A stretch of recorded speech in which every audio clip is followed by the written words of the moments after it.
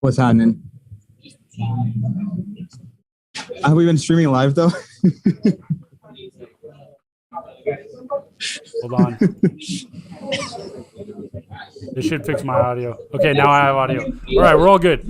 Audio's back. Driveline R&D podcast, episode 58. Yep. This is Caravan, data science manager. Already almost drank my bubbly because I got so nervous about your boy's background noise.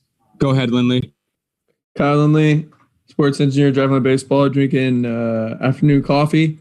Nothing special over here. Got some water next to me as well. Could one of you check the feed to make sure we have audio? I'm Anthony Brady, manager of sports science, Driveline baseball, biomechanist, Driveline Research and Drinks podcast. I am the primary host. Episode 58. Drink today for me. Pretty tame. Just some fresh brewed green tea. By fresh, I mean like 8 a.m. this morning, but still super hot because of my thermos. So that thermos slaps, dude. That thermos nice. Brings the heat. Yeah, I mean we have no guest because we got a lot of dense material to get through. One of the things that we talked about on past podcasts was doing a SABR recap. So I figure we'll just get right into it. And I mean, like, I don't think either of us watched too much SABR when it came out or live. But luckily, I had a SABR, SABR hookup. Your boy presents once, gets lifetime SABR. No, I'm just kidding. But went back and crushed a bunch of presentations this morning. Watched about 10 or 12 of them at 2x speed. How to go 1.75 for only one of them. So I'll have you guys guess before I go through them. Or the person just like actually talked fast enough to make too impossible for me. But I'll kind of recap at the top which ones I went through because I went through about 11, and then we're just gonna rip through them. I'm just gonna kind of give a quick recap, let people know what to follow up on if they want to watch it. But the ones I did was modeling injury risk using in-depth injury data, the whiff effect, or pitchers more likely to repeat the previous pitch after swing and miss, Ben Howell's modeling play discipline from the KBO to MLB, one on Markov chains. It's called the pinch hitter problem, using Markov chains to analyze outcomes in pitcher-batter matchups. Seam shift awaken MLB pitches, the ex-guest Bart, then followed by Glenn Healey and Lequan Wang, analyzing the elements of pitch movement using Hawkeye data. Alan Nathan's What is Hawkeye teaches about baseball pitches. Flysig, your boy Fly's key factors in pitching biomechanics for fastball consistency, which I definitely have some feedback on. And then explainable AI for baseball predictions and strategies. His third order effect Rio, and then predicting pitching arm stress with machine learning models. So I dropped all those as a clip. We can clip those out and try to get people that actually presented to look through our podcast to see what we say about them. Because I'll sit us at the front. I'm gonna try to give some critical feedback for each one, including stuff like not using the present mode in PowerPoint, because that's all I got on Healey and Wang's presentation. One of the better presentations, or possibly my favorite one, but no present mode on slideshow. So it was kind of a tough scene. But from the top, I guess, like, what are you guys guessing? Which one of those that I listed are you guys like most excited about? I think I'm most excited about. I don't know if I didn't look at the presentation from Flysig, the consistency one, or the you said pitch consistency, right? I don't know. Yeah. I'm not sure what study that's based on or what data set, but if it's one of, because I read a study that that group published about command with mechanical variability a while ago. So I'm excited to hear about that one for sure. Brady, what you got? You got one that caught your eye? I'm still reading through the list, but I mean, Glenn's definitely sticks out the most. The other one was because the one you mentioned at the end was the Wake Forest lab one. The Wake Forest lab. Yeah, and it's machine learning for kinetic, or for like arm joint kinetics, right? Oh yeah, predicting pitching arm stress with machine learning. Yeah. I mean, that's probably that one's interesting. Definitely something. I'm going to go in order of the way I laid it out. So that one's going to be last. But some pretty interesting choices taken in the modeling approach that I definitely want to hear you guys' opinions on. But okay, let's get into it. First one I watched, RP2, modeling injury risk using in-depth injury data, which was by Matt Manoshirian and John Shirley. So they spend the first half of the presentation kind of explaining how they got the data set, which is expected given what the data set is, which is like very in-depth SIS, injury data collection, sports info solutions. So they talked about how they diagnosed and charted years worth of games, seeing like what kind of injury happened during a game, and later used a kinesiology expert to examine the video and judge the severity of the injury, which is pretty interesting and something that I want to touch back on. But that's kind of the main concept. Info collected by the injury was much more extensive than just like, type of injury. It was like a body part, specific body part, severity rating, diagnosis, prognosis, grade, treatment, days missed, recurrence, a bunch of stuff. Wait, so was the video review, was that the video of the injury itself or a video of like diagnosing the injury? That's a good question, because that's one of the things that's one of my feedback points here. And by the way, let me just say at the top, like I said, I watched these videos in 2x speed while taking notes, while answering some work Slack. So apologies in advance if I like mentioned something or pick apart something that was like, made clear in the video. I tried double checking things, but there's a decent chance like, I may have missed a few things. One of my feedback points is that part was kind of unclear to me. The way I assumed it was them reviewing the video of the injury being documented during the game. Since, like I said, they collect a fuck ton of data and are like very like game by game. Anyways, they have a bunch of cool descriptive like kind of splits that I'm gonna kind of skip over. They had 9,000 hit by pitch injuries. They had over 7,000 like the most common injury region was ankle, foot, and toes. They spent quite a few slides explaining why this is really important to look at, which is, necessary but a little dry. Essentially, the methodology was they determined a relevant injury threshold, which is also one of the things I wish I'd gone more in depth on.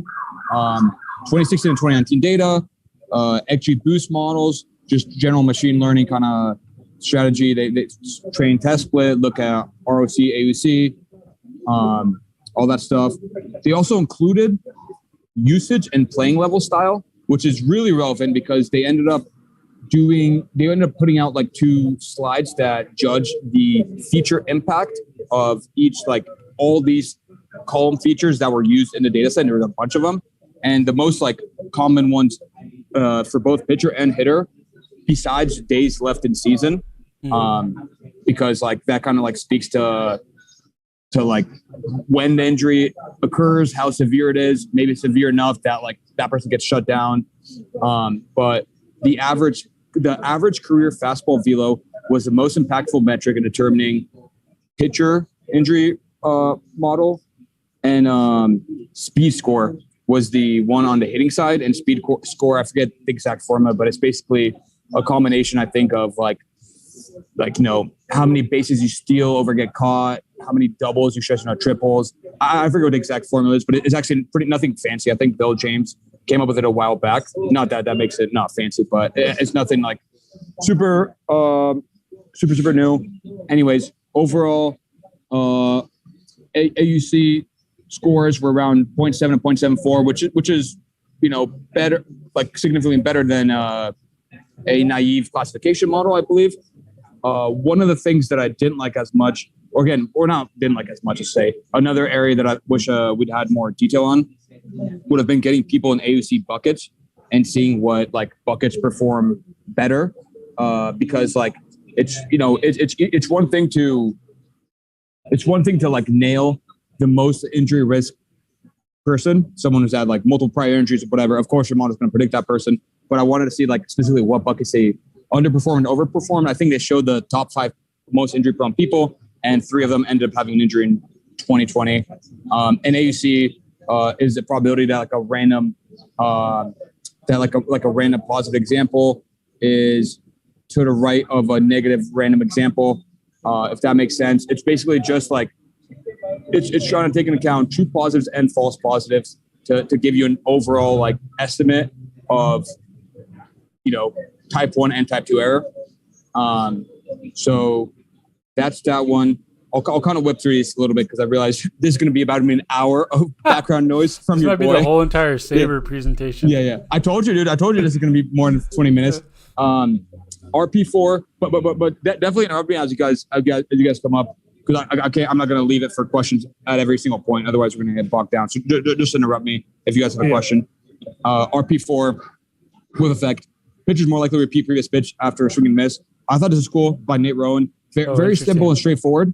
Very simple, straightforward concept.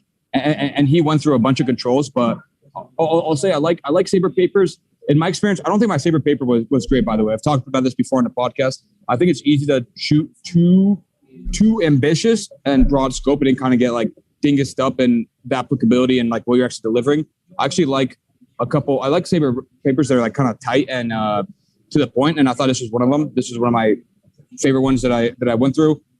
Really simple. Looked at 2019 pitch by pitch data. Removed a couple things like first pitch, weird pitches like knuckleball, forkballs, and only kept in pitchers that had less than 200 pitches thrown. So it kind of like basically each pitch was dependent on what happened on the last pitch: ball, called strike, foul ball, swinging strike, and then it calculated like out of those swinging strikes, did the next pitch also become a swinging strike? And initially, like 51.7% of swinging strikes were followed by another swinging strike, which is and he has a bar graph. He had a bar graph in his slide, which is definitely a pretty clear signal.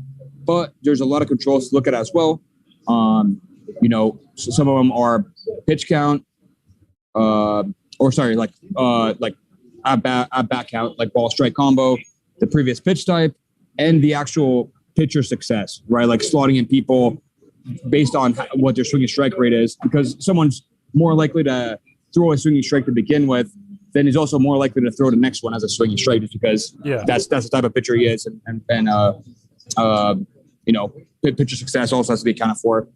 So he kind of modeled all of those controls and ended up with 126 combos to plot, and plotted those, which which still showed that repeat pitch frequencies are basically like it still held up the hypothesis from the first one that the occurrence or the success of a previous pitch does impact the success of the next pitch. He looked at a couple pitchers that had like the highest repeat frequency after a swinging strike and after a foul. So a couple of the names at the top of the list were Robert Stevenson, Tommy. Okay. All right. Amir Garrett. Second question is, did I mute myself successfully to avoid that car in the background? And you guys get away with it. Yeah, okay, yeah. I wasn't sure what happened. Yeah. And then along the lines of that question, he also asked, are batters more likely to whiff against post-whiff repeat pitches? Which, again, initial findings were pretty high. Like if someone whiffed on a repeat pitch, they were also likely to whiff on the same pitch again 19% of the time, 19.3, which is like higher than, which is going to be right up there for a league leader in terms of like who's going to have the highest swing strike rate across the whole year. So it's obviously like very, you're basically striking out as you would against like the most successful swing and miss pitcher.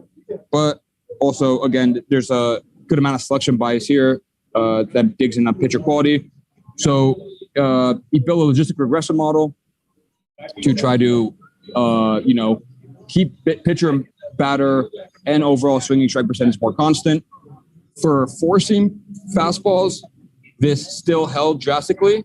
If it was a repeat pitch, the predicted swing strike percentage was around 0.115, as opposed to like all the other combinations. The other three combinations of repeat pitch and swing, digi swing and miss, were all between like 0.95 and 0.8. So for four-seamers, it held. For non-four-seamers, it didn't hold. And he kind of leaves it open to, other people. I mean, he kind of leaves it open saying like he doesn't know why that's the case. And that there's some interesting follow-ups there.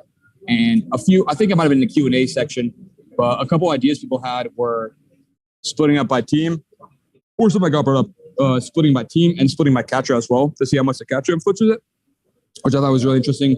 And then there's a question about repeated locations as well. Is someone more likely to go to the same location after having success in the location, which is something I almost addressed in my last SABR paper and has a ton of controls and stuff to consider. But I thought those were interesting follow-ups. Like I said, definitely enjoy that paper. And on this one, do you get the vibe that it should be used for some like sequencing or like approach as a pitcher? So if you do in fact get more swinging strikes after a swinging strike, then do you think that's something that teams could use to their advantage, whatever, for sequencing? Because I know that I think it was Matty D, honestly, like back in the day, he would always harp on like if you get an ugly swing or whatever, like you just go back to it. And I'm just like curious if you got any vibe from that presentation that that's something that it should be paid more attention to. Yeah. One thing that I also would have liked to see maybe, but I mean, this is like a natural evolution of the research laid out, and something that I tried to do in my SABR paper for applicability would have been modeling this based on like some hitter cluster relationships. Cause I think that matters so much, like approaching different types of hitters. And it's something we've done internally, a bunch of like sabermetric research. It's tough to limit stuff to just one hitter, cause then you run into sample size limitations. But if you blend in certain types of clusters and then, cluster on the right metrics, or by right, I mean like, the ones that give you information you want. You want to know how to approach like, sluggers, like solid batted ball level hitters, but that with moderate power, like however you split it up, you don't want to split it up too much. I think that would give me, performing that analysis would give me an idea of, how like to answer you, to see if it's actually that important. I also wonder, is it possible that on the second one, four-seam fastballs were the ones that the hypothesis held up for? Is it possible that that's just because like some dudes have unreal fastballs? Like if you're throwing a four-seam at 102 miles an hour, like it's just going to be hard to hit. So like, if you keep going back to it, going to be a decent like chance you're going to whiff twice in a row, right? Or is that accounted for when you account for pitching or pitcher and hitter swing strike percentage? Yeah, I don't know. I think it's a good hypothesis. I think that'd be something to check out. Okay. I guess if you would, sorry to hold this back a little bit more, but we're on the second. We're on the second. I know. 11. If we go like, if you look at maybe there's a few specific pitchers where the four seam fastball held up for, and it's holding up basically the entire sample. And maybe it's just like the Aroldis Chapmans of the world or whatever, you know. I think you controlled for pitcher quality. Like I said, like I think you controlled for pitcher quality to avoid situations like that. RP5 modeling played from KBO to MLB. The homie Ben Howell, and I say the homie Ben Howell just because I included him in the bracket mainly and talked to him once or twice. But really smart guy. Now works for the Padres. And the crazy thing is, dude, he charted 30,000 pitches himself during COVID. What? Like I would see from the KBO. I would see this KBO stuff all the time from him, and I was like, I guess he's like the resident KBO expert. That's all within the last year. There's no MLB on TV. He charted 30,000 pitches straight from KBO, ESPN, Twitch streams, and just completely like constructed linear weights. I mean, also like this is the kind of stuff I tell people. Like, there's so much stuff out there. Like he went from. I mean, he became the KBO expert. Like, I don't know how many more people know more about KBO metrics than him right now. You know, and all it took was sitting down and doing it for like one season. But tons of cool stuff. This is a really tight presentation. I'll skim through two of the main points. He got linear weights for KBOs, which is sick and really fun. I mean, that's one of the things we did too when building College War. You essentially have like a blank slate to work for. You got to refit all the guts, all the league adjustments. It's more valuable to get on base in KBO. The value of a walk and a single was greater in KBO. And then swing metrics themselves weren't that different from KBO to MLB. But what he did, what I thought was really, really cool was looking at a few people that went from the KBO to MLB and then kind of like extrapolating their like play discipline metrics to see how like they held up once going MLB. And he specifically was looking at Kim Ha-seong and Na Sung-bum. And yeah, I mean, he has a bunch of pretty cool stuff. He built like some percentage, some season stat walk rate and K rate models with stepwise backward linear regression to get an idea of, again, like how well KBO metrics map over to MLB play discipline for those players that were in both. And then he also like clustered a bit to like said players to kind of get something a little bit less limited and like dependent on just a few players because there's not that many players. So he kind of covered that as well. Limited swing data for KBO, no direct accounting for like facing the pitcher quality difference, and then it's obviously a bias sample. People actually go to MLB. RP7 pinch hitter problem using Markov chains to analyze outcomes in pitcher batter matchup. Connor Turner from the Diamond. I'm a sucker for Markov chains because that's actually one of the public pieces I put out way back in the day that kind of caught Bodie's eye when I was interviewing. That being said, Markov chains can be really fucking dense, so I'm not really going to spend any time explaining them. But just to mention that, like, he's talking about specifically absorbing Markov chain, which means there's states that once you get in there, you can't move from. And he broke down a bunch of them in specific matchups. He goes in a Trout v. Verlander.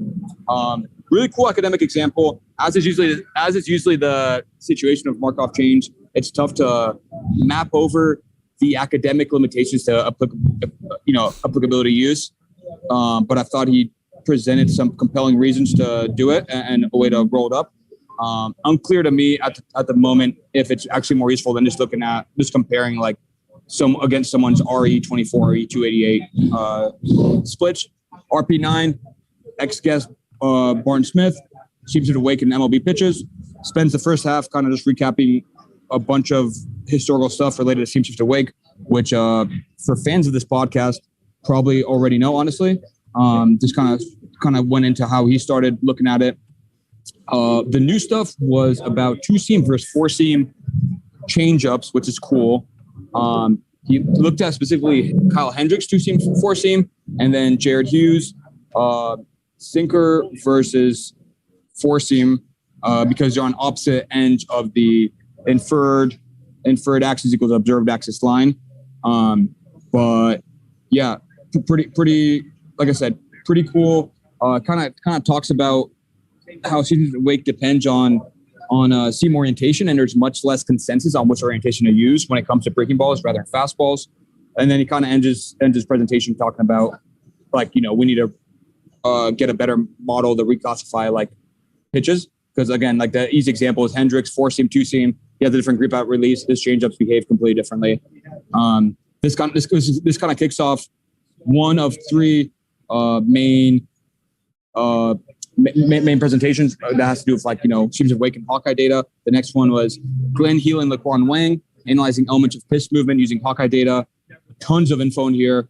I dropped a link in here in these notes so we can drop it in the YouTube description. But this is probably one of the most info-packed presentations in the whole in the whole SABR recap. And they just talk about how Hawkeye allows us now to spit out side force, which is perpendicular to drag and Magnus. And Healey does a bunch of stuff with intrinsic pitch run values and has his own model. So he compares like actual seam shifted wake impacted pitches, or essentially pitches that have like specific side force to them, how they actually play from an intrinsic pitch run value, which he actually later has a intrinsic versus observed pitch run value Cronbach's comparison, and showing that intrinsic consolidates way earlier or stabilizes way earlier, which is a reason to use intrinsic. Not the only reason, but a reason. And tons of technical physics stuff in here. I dropped a bunch of screen caps in here, but you use 2017, 2019 data to also figure out the bound for the lift coefficient, which increases with the spin parameter and spin efficiency. Tons of technical stuff in here, and not going to go too much more into it, except to say, like, if you're a nerd for the shit, definitely check out the Healey link we dropped. And then he kind of spit out some side force averages for pitch type in 2020 data. So all those cover these really quickly to give you guys an idea of which pitch types have the most side force. Splitters, sinkers, and changeups all generated well over 2 inches of side force. Cutters around 2, curves 1.28, 4-seamers lower around 1.1, sliders 1.5. And then obviously these are kind of dependent on how much total movement there is. So like sliders 1.5 inches, but Magnus only gives you 3.3, so it's a pretty heavy ratio. Next slide or next presentation, Alan Nathan, what is Hawkeye teaching about baseball? Dropped another link in here. So Nathan's a king of putting out really good physics open source research. I'll say my own criticism, like I said, I'm trying to give critical feedback to everyone. Nathan, you got to get a better mic, man. even coming from your boy of background noise, that mic was kind of tough in the beginning. And then this PowerPoint dude was only taking up a third of the screen, and then they asked him to make it larger. So I mean, Nathan, I'm just trolling, man. But for real though, the only critical feedback to your presentation, the only feedback I have your presentation is just make the slide the whole page, man. Anyways, he splits out really cool graphics, splits out like total movement from Magnus and seams at the wake. Talks about how the 4-seam and 2-seam spin axes are very close, usually in terms of degrees, around 6-degree differences, but the movement directions are very different. 2-seamers will have like a large shift arm side. 4-seamers will have a much smaller shift glove side. He goes into a bunch of like technical movement shifts by pitch types. Again, something actually that was in that his last baseball perspectives piece on shifted wick as well, but those histograms of the overall kind of shift by pitch type, really useful, nice to look at. Covered, as Magnus goes down, efficiency goes down. However, seam shifted wake goes up as efficiency goes down more rapidly for 2-seamers. And again, goes into a couple examples. There's a ton of public open source info on this. So I'm not going to go too much more in depth. He has a couple like final V release graphs as well, showing how like stuff will increase in gyro. On certain types of pitches, and kind of gives us a shout out as well on some of our seam shifted wake papers. And at the end, he mentions two quick things. He mentions batted ball spin could be a great seam shifted wake example. And I had thought of that, really? But yeah. But I had thought of that, but just him mentioning it kind of got me kind of juices flowing as well. And then he gave a shout out to Bart, and then he said he went on a fishing expedition with Bart. So I'm just thinking, bro, that's pretty tight. the public seems to wake experts are all kicking it together. Yeah. But I don't know, dude. We haven't gone. I don't know if Driveline R&D's gone an invite, despite us getting a couple timely articles out there. You know, they'll mention we put out a seems to wake article a week before them, but they won't invite us to the fishing expedition. It's all good though, bro. Your boy can't fish for shit, anyways. Also invite Christian Hope before you invite me. But research paper 15, your boy Flysig. Key factors in pitching biomech for fastball consistency. Set up mocap, pitch effects, had 47 healthy baseball pitchers. Pretty good wide range of talent, most high school, most college, or second most college. So basically, they just threw 10 fastballs down the middle, them trying to like throw it as much down the middle as possible. Again, had pitch effects running to get velo, horizontal location, vertical location, and had 38 markers for mocap, 240 frames per second, 12 cameras. And they measured like variability in pitch mechanics, which is just the standard deviation of location among the fastballs thrown, I believe. I don't know if he did it for velo. He definitely did it for location. And then they also measured like 20 kinematic parameters, 11 at foot contact, three when arm cock, 6 at ball release. And he found variability in 5 kinematics were like build a model showing the variability in 5 kinematics, explained 58% of the variance, or R squared equals 0.58 of location variability. And those were upper trunk tilt, shoulder abduction, and shoulder horizontal abduction at foot contact, and then shoulder external rotation and shoulder horizontal abduction at arm cock. Interesting. And I mean, the thing is, the thing I would like to do, I would have liked with this is a little bit like maybe a larger sample or something, like a little bit more game like, maybe. I don't know. I think it was a clean study, or it was a clean execution for what it was, but I don't know if it really answers like location variability per se. As like a result of variability of... Yeah. I would like to see maybe like, okay, throw 5 pitches down the middle, throw 4 pitches like upper right corner, do this. That's what I was going to say. If you could vary the location that you're trying to throw to, so that you could say when guys are throwing to this location and they did or didn't hit this location or whatever, you could hopefully get a better relationship between command and location, and then the kinematics. Because also ideally, more guided, if you're right, like more targeted. Yeah, for sure. And if you could see a like clear change in kinematics when the target changes, it seems like it should be made more clear what like variables are important, right, to achieve that. It'd be really interesting to see like if there was any directional influence too, because you just looked at the missed locations as like total standard deviation in location, right? Not I thought he might have done standard deviation of just the 2 location indices. I'm actually not sure. Maybe I missed it because I was 2xing it, but I just kind of assumed we were just doing straight standard deviation of each XY like value. You know, so if everything's in the same location, the variability is gonna be low. But if one's here, that variability is gonna be higher. Oh, okay. So that would make more sense. So if certain variability in kinematics leads to variability in location. Right. Yeah. But not like leads to variability specifically upwards or variability specifically downwards or left or right kind of a thing is what I'm saying. I think the idea is like they're both positive metrics. Like so variability in kinematics leads to variability in location. So both the directionality. I think it's there. Yeah. I mean, it's an R squared, so it's not even clear. I guess I don't know if he even really had too many like I don't know if there weren't really too many like statistical like models or like scatter plots or anything, you know. Yeah. So he took a bunch of questions. It was just like a 20-minute Q&A session. Oh, wow. A bunch of pretty specific biomechanics related questions, but I mean, I'm not the expert obviously in this podcast to really talk about. Yeah. I mean, Glenzo is fun. Glenzo is fun to watch.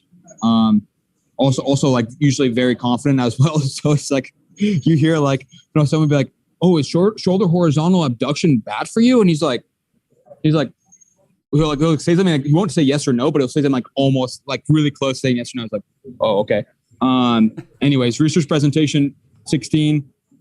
This is kind of cool. Explainable AI for baseball prediction and strategies.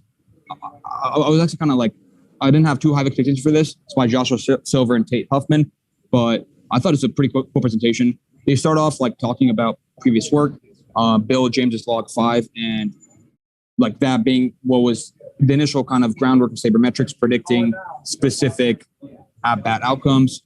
And they created this model called Singularity and used StatCast data from 2011, 2020, again, only on plate appearances. So there was like almost 2 million plate appearances. Had, I think, 87 specific inputs, just threw everything in a big ass. I mean, I shouldn't say through everything because I think I kind of underrates how much work went in here, but had a large neural network and, had a large neural network to predict specific outcomes. A ton of tables in there kind of comparing Singularity to other models.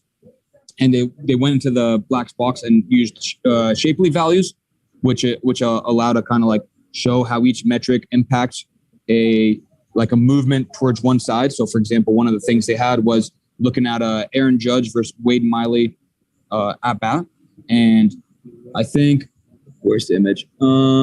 So like at that end, the model predicts the output of it to be a 0.380 WOBA, which is much higher than average WOBA, and it like lists out the most important, least important metrics, and shows how like pitch count and platoon in that case like pushed it away from league average to 0.380. Showed how actually like I think like the base state or the recent batter had pushed it a little bit back towards it, but then like those inputs in that case played up to Aaron Judge. And the thing I really liked about this too is they compared it to RE24. So I think it was something I mentioned for one of the other presentations, which is just the run expected values on a league average when you break it down by like count states. Actually, no, count states is for RE288. RE24 is like who's on base, like every combination of who's on base versus the times the number of outs. And RE24 actually had a lower root mean square error than their initial Singularity Markov. They also build these as Markov chains. They've used neural networks and then build that as Markov chains. Their initial results undershot runs by around 12 to 15%.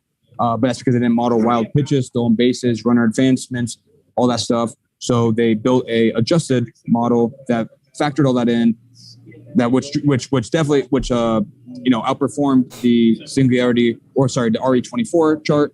And then the cool thing is they put out a bunch of open source stuff. They made an API for this, put out the whole like GitHub code open source, and threw up a dash.singularity.com to check out. That's a single ARITY.com.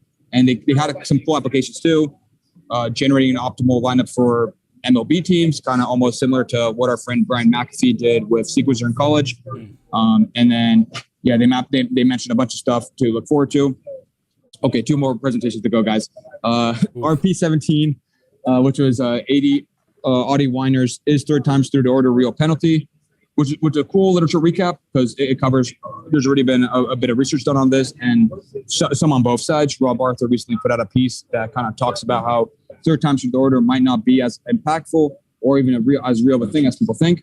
And this guy kind of approached it from a new perspective, or not new perspective, but it's almost, whatever, wiping past research clean. Let's start. Looked at seasons 2010 through 2019, only starting pitchers, only first 3 times through the order. And with the pitcher plate appearances excluded, they considered batter, pitcher, hand in his match, home field, park, times through the order, like which one it actually is, the batter face, and the game ID. And initially, it found like a pretty large second time through the order effect and a pretty large third time through the order effect. But this is a little bit confounding because only good pitchers even reach the third time through the order, and also good hitters too will usually be like the ones facing those pitchers for the third time. So kind of approached it took that back, went back to the drawing board, 2-stage approach, estimated WOBA and residualized the result, then modeled the residualized WOBA against the actual batter face index. So like rather than like first time through the order, second time through the order, third time through the order was like batter 1, 2, 3, 4, 5, 6, and then built that with knotted B splines, which is I'm not going to get into. Damn, I lost my page. But basically, he noticed around the 5th or 6th batter is actually when pitchers initially get worse, and then they keep getting worse until around the 18th, 19th batter. So they actually kind of start getting smoothed out a little bit around the third time through the order. And yeah, I mean, kind of went to some, strategy implications, applicability right off the bat, which some of these I think are more accepted by people with more progressive teams or more progressive teams themselves. But essentially, key points to take away from this research, which he left some open hanging questions, but key points to take away from the research: pitchers are most effective during the first 6 batters faced. Obviously, this is good news for an opener model or strategy. Pitchers that go through a gradual, slow decline rather than like hitting the skidge when it gets to the third time through the order, and then just obviously tons of variation based on pitcher quality and who's actually pitching. And game to game results are like highly variable. Last one. And don't sleep. We have a really cool gaze tracking anecdote that I tweeted about a long time ago that I can link in the description about gaze tracking potentially, or like visual behavior potentially changing as you see a pitcher more often. And then last one, Wake Forest lab presentation by Chris and Faith Nicholson. It's called Predicting Pitching Arm Strength Machine Learning Models. This is interesting, man, because I kind of misinterpreted, I think, a little bit what it was going to be. But basically, she focused on predicting 2 specific metrics: elbow valgus torque and shoulder distraction force. And the idea was like using other mocap metrics to predict those metrics. Looked at 168 pitchers that went through the Wake Forest lab. All biomech variables from foot strike through release were considered. I'd like to see this paper because there's a bunch of like citations or allusions to past research that obviously aren't covered in a 20-30 minute presentation during SABR, but you should have references to like terms are chosen based on a review of the literature, clinical and expert opinion, and reduction of collinearity, which you're both a big fan of. Same 18 predictor variables were used for each model, which I won't list out, but I will list out the ones that had the highest influence. And I think this is why I was a little bit like almost underwhelmed with this presentation. You'll see in a second why I'm saying this. But for example, elbow valgus torque, the highest relative influence, which I'm sure you guys would guess if you guys saw the variables listed out, was pitch velocity. Right. And that was like 3 times as impactful as the second highest, which is maximum shoulder external rotation, which you guys know also has like I know obviously there was some reduction of collinearity taken into account. But yeah. And then the third one was lead leg maximum ground reaction force, kind of similar to some of the research we found internally. And then the top 3 for shoulder distraction force were, again, pitch velocity by a long shot, then maximum humeral rotation velocity, and then shoulder abduction at foot strike. And yeah, I mean, kind of that was the whole presentation. I think obviously they're gathering a ton of cool data there, and honestly, I don't know how many other labs could kind of put up those numbers besides not including ours, but pretty interesting. And I would have kind of loved to see like a little bit more control for the level of the pitcher and like the velo they're throwing as well, because I think kind of keeping velo in there is necessary to, like I said, split up the pitchers and stuff, but also when you're gonna have velo as a predictor variable and it explains that much of the variance, it kind of like reduces the applicability of some of the results, in my opinion, at least. But yeah, max ground reaction force also kind of falls into that category, I think, because like kinetics are obviously related to height and weight. Longer lever arms and heavier segments are going to lead to higher estimated torques and forces, and higher, like heavier folks are also going to have a higher ground reaction force, just even if they don't actually produce force any better. So yeah, I wonder if that was absolutely, or if that was relative, if that was normalized. Yeah, that's a good question. Yeah, that was a good question. I don't know if it was super clear to me watching the podcast. It doesn't say normalized in the predictor variables, but could be interesting. It's that's pretty interesting because like pending what I guess like formulas you use for estimating valgus torque and the distraction forces, like you know based on that calculation like what goes into it already, I guess, right? So you're looking at other kinematic parameters unrelated to what would be used in the joint moment calculation, right? And the joint force calculation.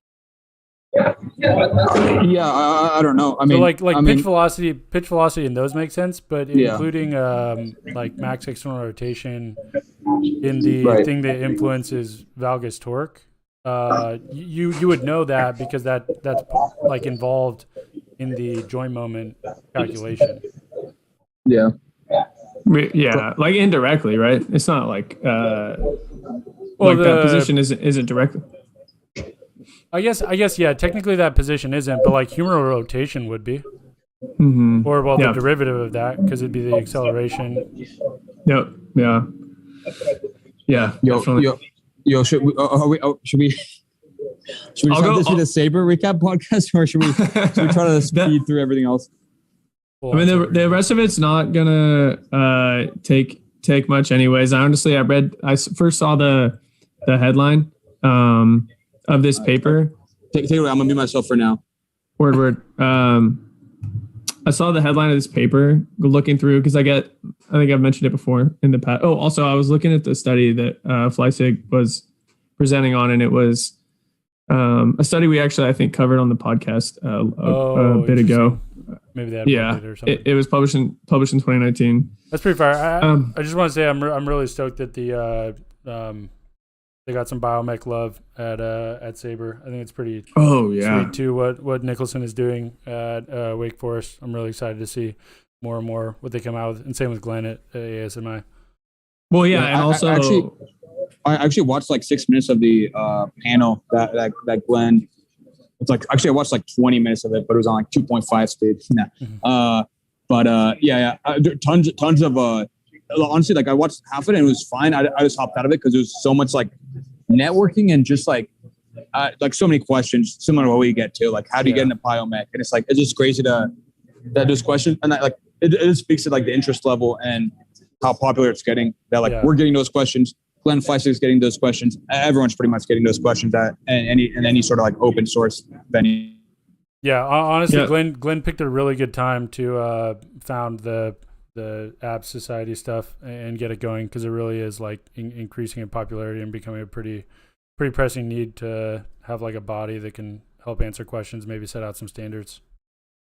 About the Wake Forest stuff too, it's Dr. Aguinaldo's like partnering with them as well, and that's really exciting too. Like super smart and like talented biomechanist.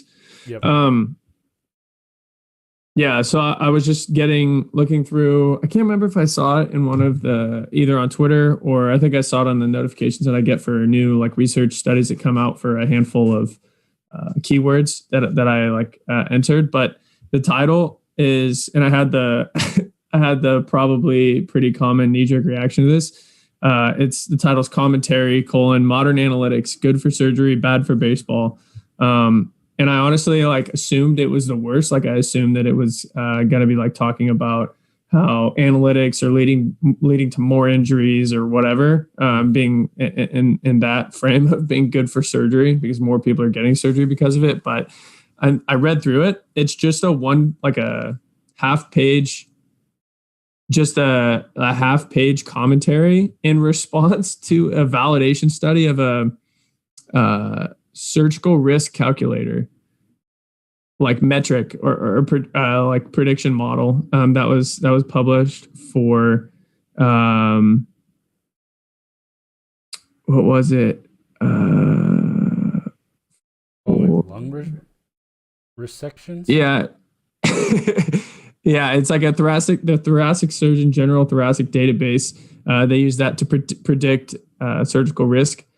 And he tied in. His first paragraph starts with George F. Will published Men at Work in 1990 about how La Russa's approach to baseball made him out to be like a genius, but that was really unexplainable. And then 15 years later, Michael Lewis published Moneyball, which in comparison to George Will's book, de-emphasized conventional aspects of baseball.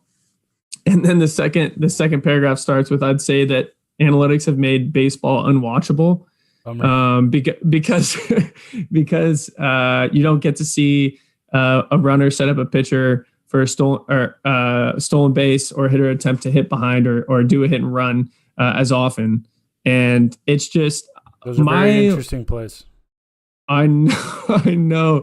In the right. And at the end. At the end, his like conclusion was that, and then he talked a little bit about how this predictive tool for surgery risk is cool because you can use it in combination with a surgeon's feel to improve outcomes, and that prediction models are imperfect.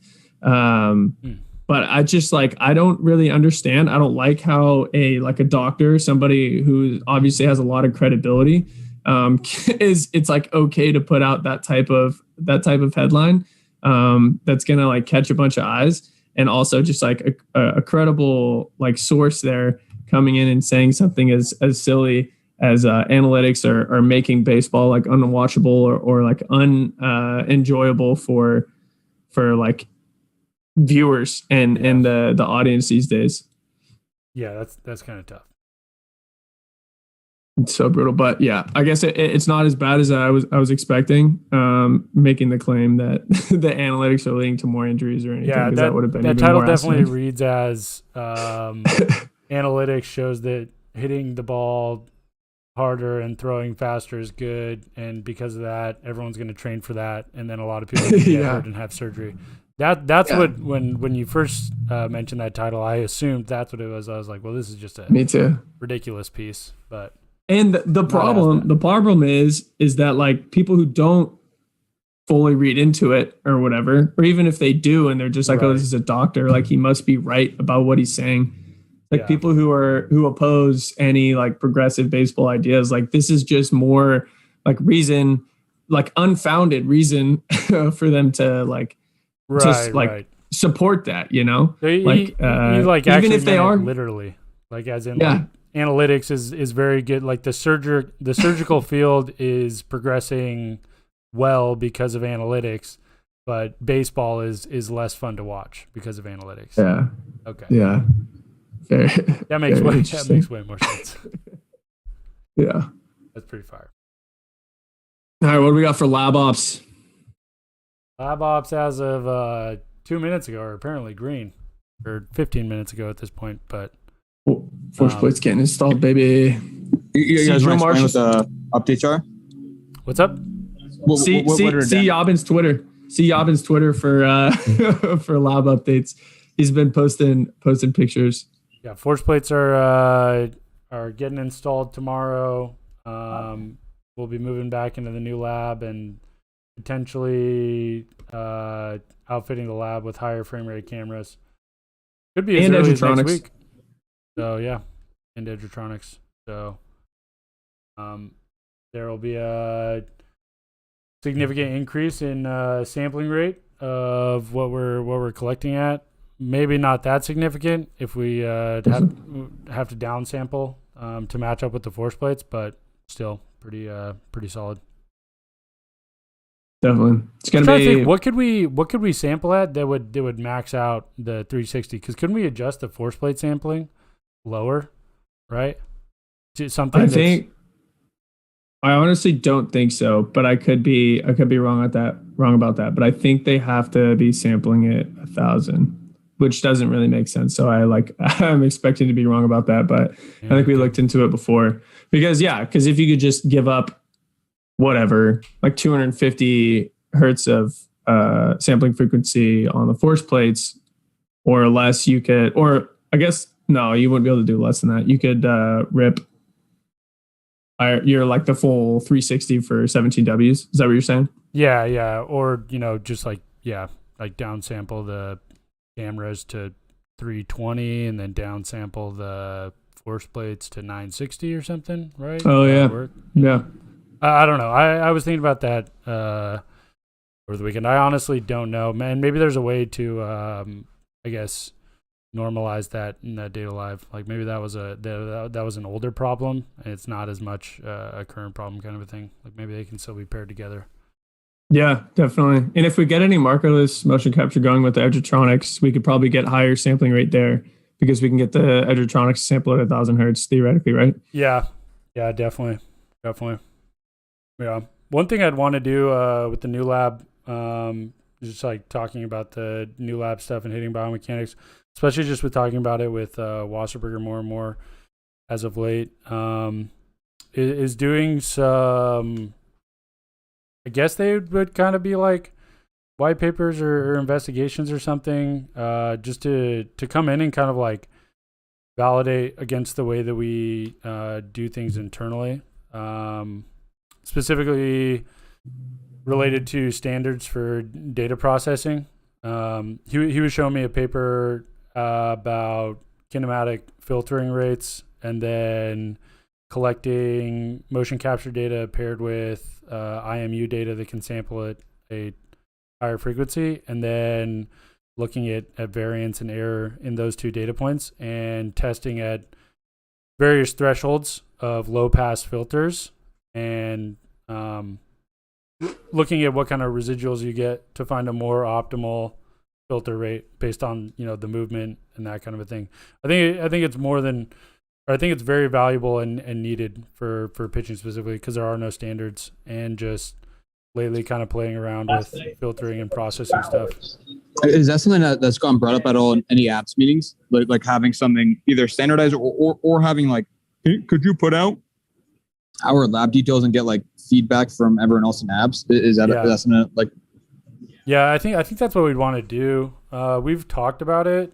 We haven't really made too many explicit moves. I was looking at ISB the other day, and if you look up ISBS standards, there's a standards page on their website, and there's a whole bunch of papers that are written by like the ISBS standards committee that are just, they're called like proposal for knee kinematics calculations or something like that, right? And then you can just go to that and it says, this is how we recommend that you would collect this data. So really we could just put together something like that is, here's how, you know, we technically, this doesn't have to be a part of ABS. I think it'd be better if it was a more collaborative thing with ABS to get some feedback and maybe other people in the space to input, you know, why they would say, oh, we should low pass filter at 15.6 instead of 15.2 or 13.5, 8.6, whatever the other numbers are, right? And have some actual backing, you know, for that. It would definitely help us with publications going forward, and also just like as, you know, ASMI, Wake Forest, other labs, they start to do presentations and stuff like this in things like SABR and elsewhere. It's just gonna be more and more confusion if there isn't common standards, because even in those presentations it's kind of like, I know that ASMI's lab is different than Wake Forest lab, and I'm sure the data processing techniques, whatever engine they use, is probably different between the two. So same thing we're talking about with Wrestler. We almost need like a public, everyone just needs like a public, or not needs, but it'd be nice to have like a public link or something that shows all the processing choices taken, all the calculation choices taken. Yeah, what are the markers? I think it's going to come down to, it'll probably be us, but or what it would be is we could just compile that on our end and then submit it to everyone else on ABS and be like, hey, approval, here's a shot at a rough draft. Because I mean, I would be down if a bunch of other people on ABS had a ton of feedback and they were like, oh, why would you capture at this rate? Why do you use a 2-segment torso model or a 1-segment or a 3-segment, whatever that is, kind of a thing. So also, that also occurred to me. I don't know, you guys probably didn't see it. I mean, you guys definitely were in a meeting, but we went over our StatCast DB for Good to Learn internal education class on Friday. Me and Christian Hook, and we have a ton of like corrected movement, location values, a bunch of like proprietary like stuff plus metrics, all that stuff. And we like push out content and models and reports and whatever, like based off that stuff. And we already have like an API built into it to let the track devs access it. It'd be kind of interesting to make our own API of basically corrected StackCast data. Like it's, I mean, I'm not promising anything in any viewers here, but interesting. It'd be an interesting concept to consider for sure. Yeah. Even wow. as yeah. I like that idea. Really cool. That's really interesting. We talked about it previously, Caravan, with the events as well, like trying to validate events between like to compare pictures. All that stuff is probably really valuable to get more. Because I was just talking to Joe about like foot plant. Like I think we use like the Z direction as opposed to other people sometimes using the like in absence of force plates using different directions of like kinematics for event tagging and whatnot. So God, I can't wait till we have force plates to not have to do that anymore. I was actually looking through that as well. I don't know if it was this weekend or last weekend, but on the C-Motion like documentation, they had a couple of resources for suggestions of what to use for like gate event tracking in there. But none of those would really be valuable to us because they do it's like a target path of the foot relative to the pelvis, which is kind of like the end of that motion, which makes sense. I was doing some testing though, and I think signal magnitude of like that ankle or that foot landmark might be better than Z. Maybe just for hitting. One of the issues with the hitting event tagging stuff is that they like plant their foot and roll over right away, which doesn't happen when you're pitching, you know? Like you obviously like plant your foot pretty securely when you throw. But yeah, I noticed that there's quite a bit of movement still with the foot while hitting. I was getting some pretty wacky foot plant calculations using the same one, so might have to be manual until we have force plates. I was doing that same thing with the Modus one validation that we were doing. I like you and I think our foot strikes were like basically at like around when we would have contacted the ball. Oh, really? The ball. Yeah. Like way after our foot actually hit the ground. Yeah, I was getting a couple like that. Maybe KVS had it right all along. Just going off the pelvis. Heel strike at pelvis rotation crossing 100 degrees per second is the best definition. Yeah, that's why. That's consistent for sure. That's really weird. Yeah, I'm excited for the new lab though. Things are getting better. Currently in a stand-up cage and like on tripods. All the cameras are on tripods in one of the like training tunnels, trying to keep people from bumping the cameras and everything. It's nice because we have that cage reserved, so we can set the disc golf basket up at night and get some putts. Great. That's what I did. I really got humbled after that round on Saturday. I had to go home. Are we still live, bro? Are we still live? Just a tough course is all that was. Yeah. Got any updates for the listeners, Caravan? Dude, I thought we're not doing 4.6 validations. Okay, let's not do. Okay, update. Okay, quick update. My date that I talked about on Wednesday got delayed. I just want to make sure Brady hasn't taken me off the air. My 30-second timer. Okay, give me 30 seconds. Well, yeah. I mean, I wasn't. Whatever. Maybe it'll happen this weekend. We'll see. In a slight anecdote though, to give you guys some juice. You know, hung out with some of my friends I haven't seen in a while. 4 girls, all vaxxed. Like I said, keeping it COVID conscious, keeping it safe. One of my friends hit me up for me to wingman her at this very small party on Friday. Came back the next day, told Brady that she got laid for the first time in a while. Okay. For a couple months. Okay. And Brady's we'll see you next time on the Brady's podcast. question was, it's been great. We'll see you guys.